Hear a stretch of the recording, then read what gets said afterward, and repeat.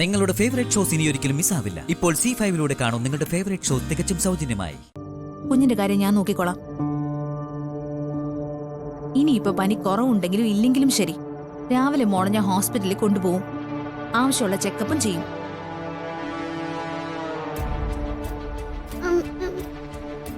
അമൃത, ഹോസ്പിറ്റലിൽ കൊണ്ടുപോകാന്ന് പറഞ്ഞാൽ അമ്മ പ്രശ്നം ഉണ്ടാക്കില്ലേ?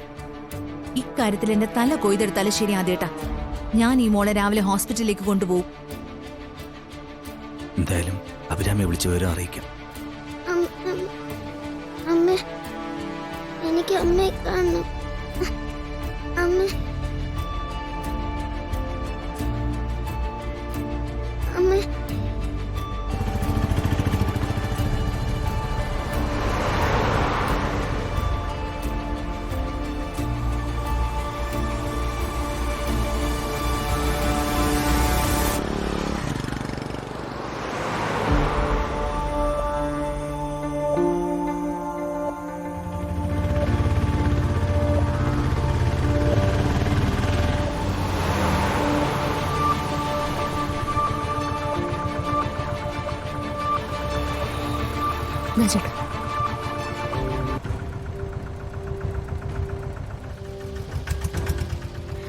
അശ്വതീച്ച് എന്തായാലും പെട്ടെന്ന് കാണുമെന്ന് പറഞ്ഞ് അരുൺ വിളിച്ചിരുന്നു.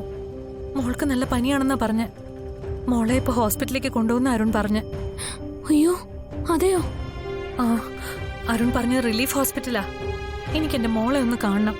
അതിന്റെ ക്ഷാമ വിചാരിച്ചാലേ പറ്റൂ. റിലീഫ് അറിയാം, പക്ഷെ മോളോടൊപ്പം അമൃതയെടുത്ത് എല്ലാരും കാണില്ലേ? അശ്വതീച്ചായിട്ട് എനിക്ക് എങ്ങനെ ഇവിടേക്ക് ചെല്ലാൻ പറ്റാ? അതൊന്നും എനിക്ക് അറിയില്ല ശ്യാമേ. എനിക്ക് എങ്ങനെ എന്റെ മോളെ ഒന്ന് കണ്ടാ മതി. ചേച്ചി, ഇത്രയും ഹതഭാഗ്യ ഒരു അമ്മ വേറെ ഉണ്ടാവോ ശ്യാമേ? എന്റെ മോളെ ഒന്ന് കാണാൻ, ഒന്ന് സംസാരിക്കാൻ പോലും പറ്റാത്ത അവസ്ഥയാ. ഞാൻ അത്രയ്ക്കും പാപിയായ ഒരു അമ്മയായി പോയല്ലോ ശ്യാമേ. എനിക്ക് എന്റെ മോളല്ലാതെ വേറെ ആരാ ഉള്ളത്?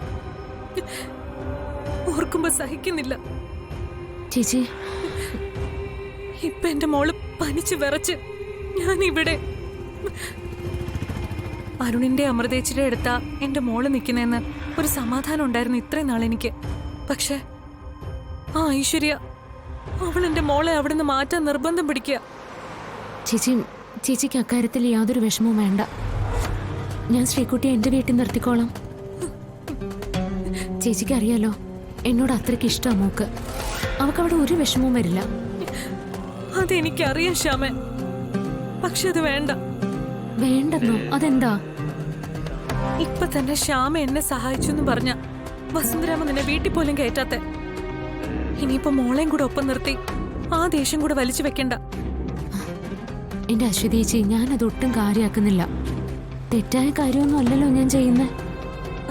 അതെ, പക്ഷെ മോളുടെ പേരിൽ ഇനിയും നിന്നെ ദ്രോഹിക്കുന്നത് ശരിയല്ല ശ്യാമേ.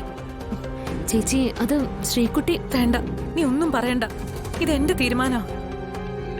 ചേച്ചി, അത് വേണ്ട ശ്യാമ. ഇപ്പൊ എന്റെ മോളെ ഒന്ന് കാണാനുള്ള വഴി ഉണ്ടാക്കി തന്നാ മതി. അത് മതി. എനിക്ക് എന്റെ മോളെ ഒന്ന് കണ്ടാ മാത്രം മതി. ചേച്ചി വിഷമിക്കാതെ, എന്തായാലും നമുക്ക് അവിടം വരെ ഒന്ന് പോവാം. ഡൗൺലോഡ് ചെയ്യൂ C5 ആപ്പ്. കാണൂ എല്ലാ എപ്പിസോഡുകളും സൗജന്യമായി.